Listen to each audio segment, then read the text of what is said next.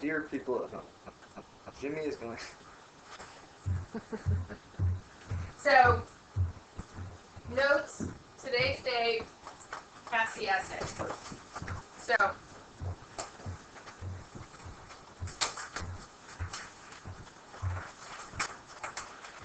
passing this is not, it's not a crazy difficult process. It's not. It's just, you just have to be willing to write an essay based on what it is that they want.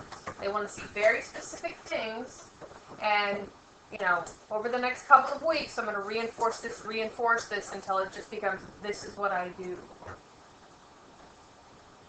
So, right, an essay is a short work of fiction that deals with a single subject, includes an introduction, thesis statement, body paragraphs, and conclusion. I've included this definition because a lot of people still think that an essay is one paragraph. It's not. It has a very, very specific structure. It should, with the essays you create for the Cassie, you should be creating at least 3 paragraphs. An intro, 1 body paragraph, and a concluding paragraph. In the introduction, there should be a thesis statement, and that should be the final sentence in that first paragraph. Writing essays is a formula. It's always a formula. Even when you head to college, it's still a very clearly defined formula. It's, you know, you'll learn to improvise a little bit. You'll learn to build and to make it more your own, make it speak more from your own unique voice. But it's always the same. Intro paragraph, you know, your introduction can be more than 1 paragraph, especially as you learn to write longer and longer essays. But you have your introduction, thesis statement, supporting body paragraphs, then a conclusion, or conclusion paragraphs if it's a longer essay. The essays you write in high school should be 1 introductory paragraph, 1 concluding paragraph. There's no need for any more length than that in your intro and your conclusion. Like I said, it's the same every single time. Anybody need another minute? So, you have to pass the essay section to pass the Cassie. You can't blow off the essay and expect to pass. All essays are given a score of 1 through 4. Numerical scores. There is a no score option, but I'll get to that in a second. 4 is the highest, and 1 is the lowest. The higher you score on your essay, obviously the higher you score on your exam. You have to pass both sections of it with a combined score of 380 or more.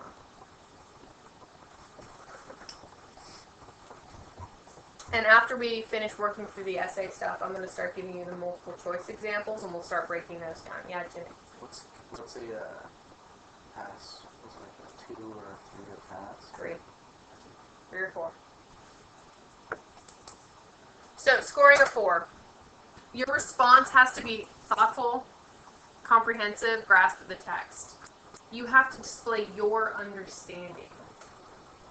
You have to give specific textual details and examples, and these need to support your thesis. They can't just be random bits of information.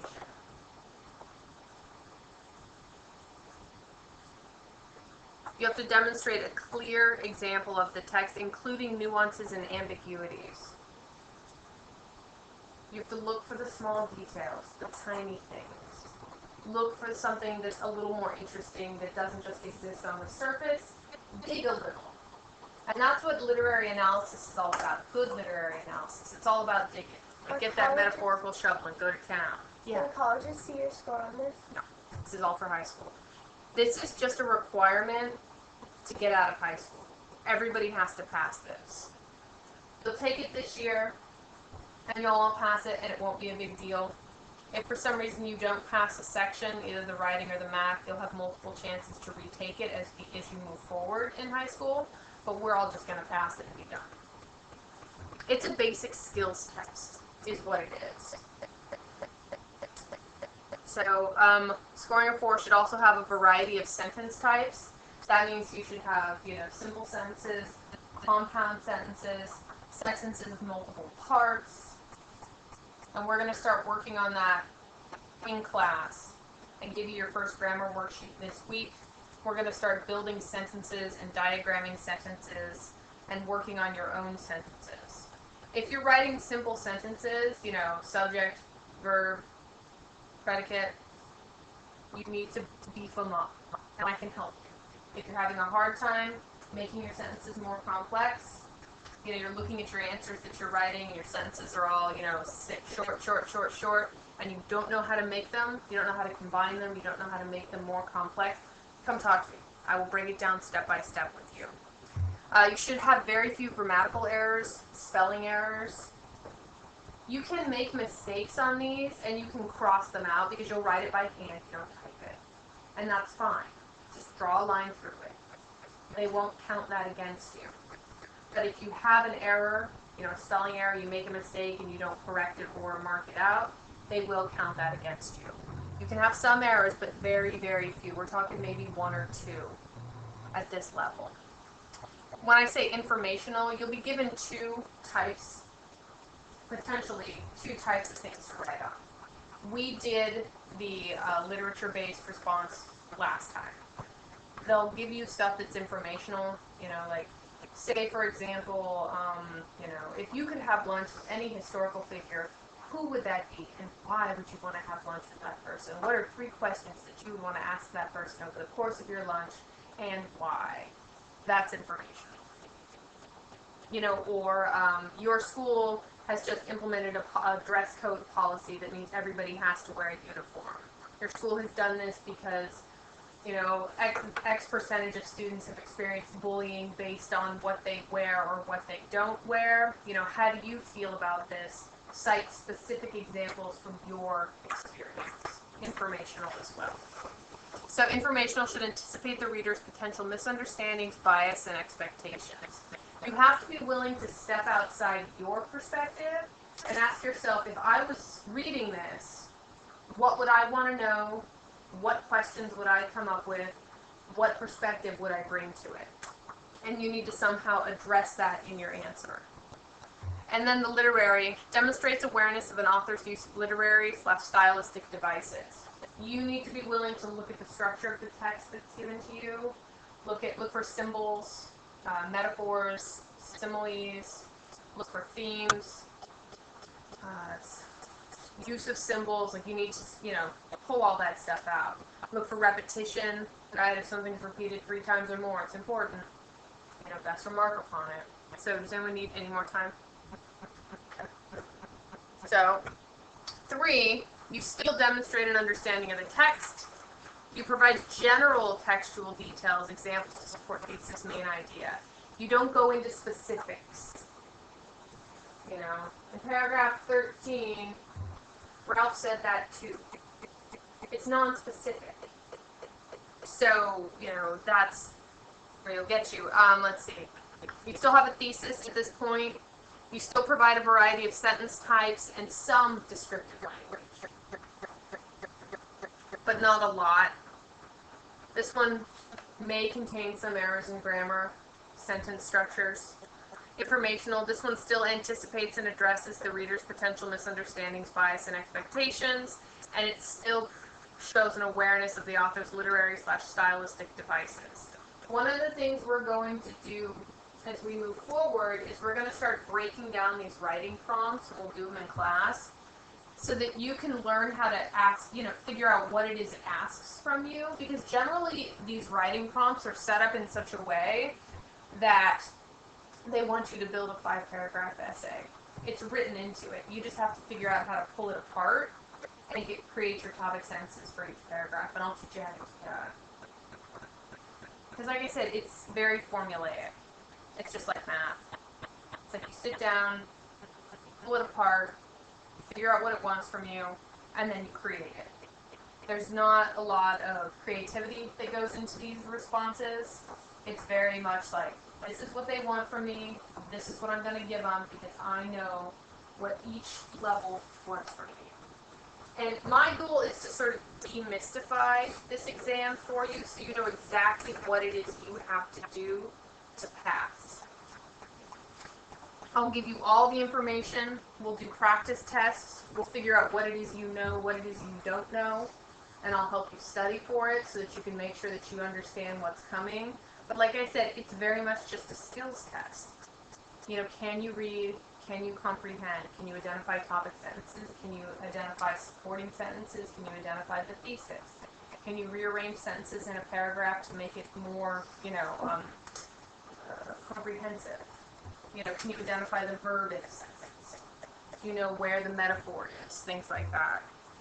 Does anyone need more time? Okay. And just notice that each one of these is sort of a variation on the other. 4 being, of course, the best answer, and each one takes a little bit away. In the 3, everything's still pretty much there, except you're providing general details, not so specific, and you've got, maybe a little bit of variety in your sentence structure, some descriptive language, and you've got more errors in grammar. It's just a little less specific. You good, Clayton? No, Okay, keep going. I can talk all day. And pardon? Oh, yes, I can. It's one of those crazy teacher skills.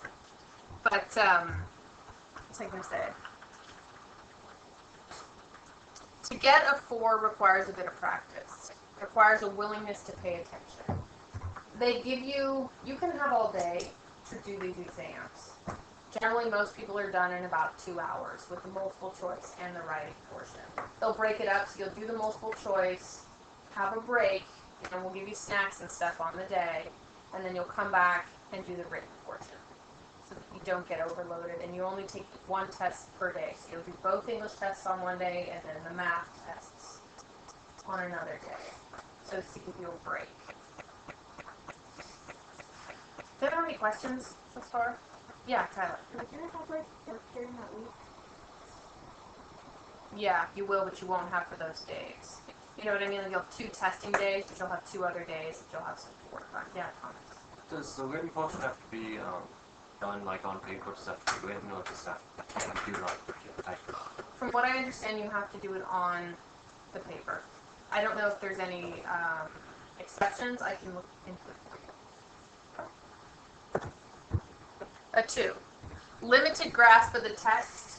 You're demonstrating to them that you maybe skimmed it, maybe you have no idea what's going on, maybe you really don't understand how the text itself is responding to the question.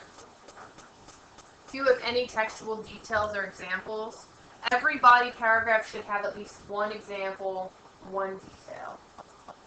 Provides few, if any, types of sentences. The writing is very, very predictable. It's just sort of repetitive. There's very little variety. Contains several errors in grammar, spelling, mechanics. If it's an informational essay, it may address readers' potential understandings, biases, and expectations, but if it does, it's very, very limited. It doesn't really think outside the scope of its own argument.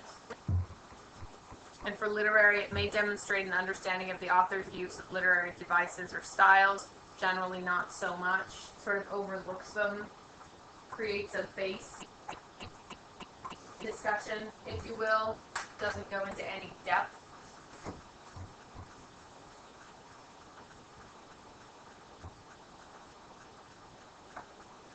You want to ask yourself, what does stuff mean? And when we read that story about the 2 brothers climbing, and they're talking about their own fears. They're talking about how the fear is getting greater as the rock ledges are getting smaller, and that's a literary device right there. It's a symbolic representation of the internal fear of the climbers, and that's something that they want you to notice, comment on, and to connect.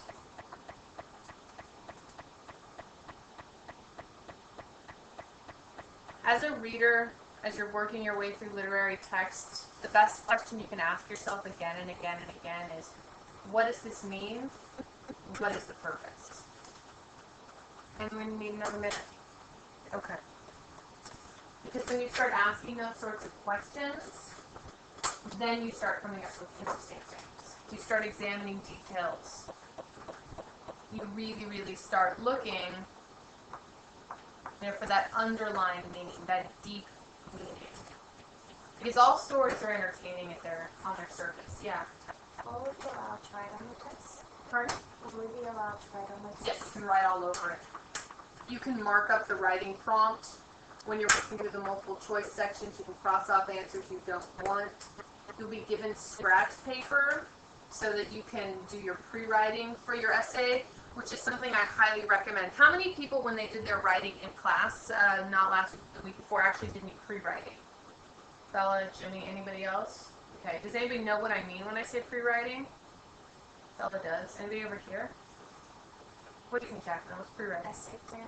You figure out what examples you're going to use, how you're going to explain the examples, what your thesis is. Right. What else? Anybody know? Yeah. You could do a T-chart. You could do a T-chart, right? If you're comparing and contrasting, that's awesome. What do you got? The topic sentence, like you figure out what each body paragraph is going to be about. Yeah. I think just taking a piece of paper and just writing kind of like info that's going on each one. Basing my essay off of that. Yeah. Right. These are all good ones. What's one more thing you can do? Do you remember?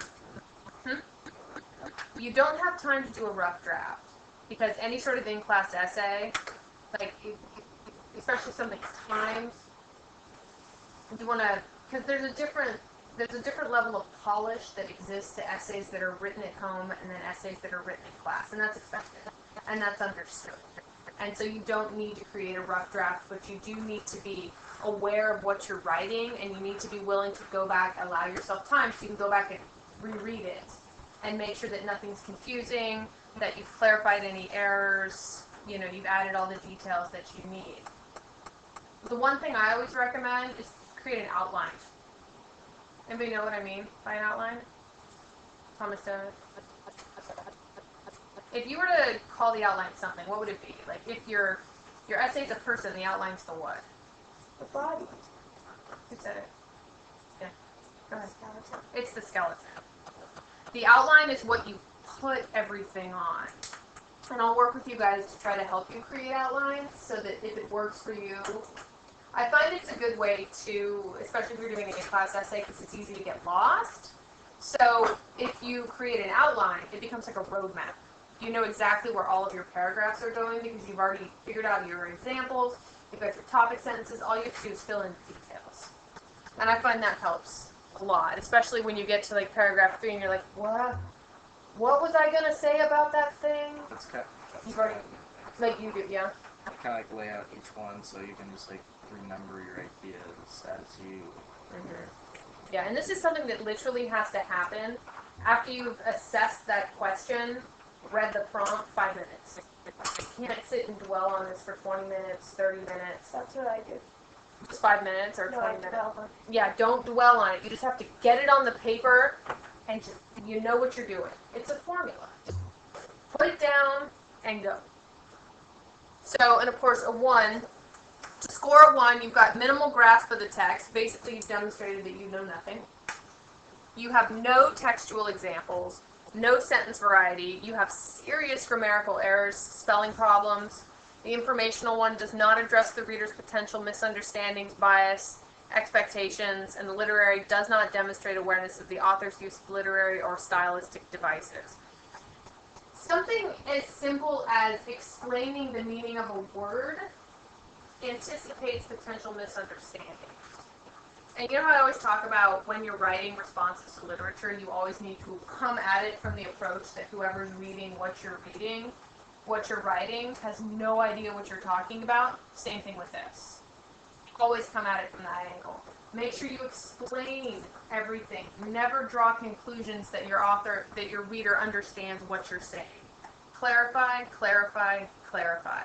If you use any words that could potentially have multiple meanings, make sure that you define those words within the body of your answer, because that's how you're demonstrating to whoever it is that's reading this. Because I don't score these; these go to an outside body, and someone else takes care of them, so that they're non-biased reads. And your names aren't on; it's just a number. That's all anybody ever sees. And, they look for these very specific things. And one of which is that you're clarifying your meaning so that your reader understands what it is that you're saying to them. And that's important. That's just good writing. Especially as you move forward, we head towards English 3, English 4. Because by the time you hit English 3 and 4, it's all analysis all the time. It's all about clarifying your argument, creating a position for yourself.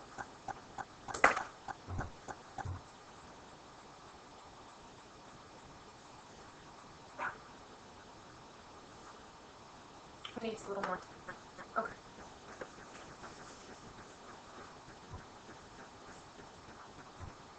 And another thing on these ones is that as you move down the scoring ladder, the amount of paragraphs you have diminishes. With a compare and contrast essay, how many body paragraphs should you have? 2, right? You can set it up in such a way where... Maybe 3 if you're comparing contrast. Oh. Right, because compare and contrast is 2 things. So, you've got your intro, body paragraph 1 and 2, and here you can compare, and here you can contrast. Compare similar, and these are differences. And then, of course, your concluding paragraph. But the thing is, you need to have a structure before you begin to write. You need to understand what your essay is going to look like when you're finished. Essays don't just happen. And I know a lot of people will approach it from that way, where they're just like, okay, I got to write this paper for English. I read a book. Here's my question. All right, let's go. And then they just sit down and start typing. You're gonna hit a dead end so fast, it's gonna frustrate just the bejesus out of you.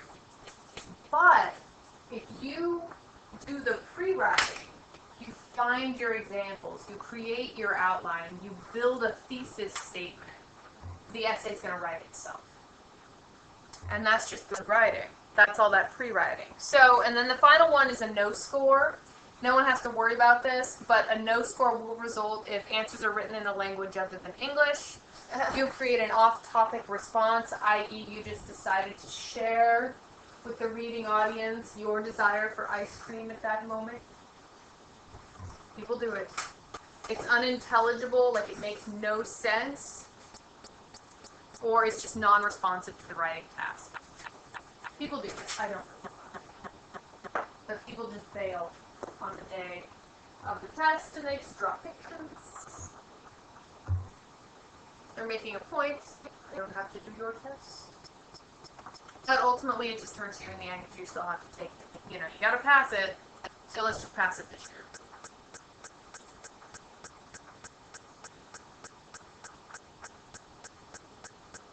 Like I said, 99% of everybody on this campus passed it last year. So I offer you the tools to do so. So just come with me, and I'll get you through it.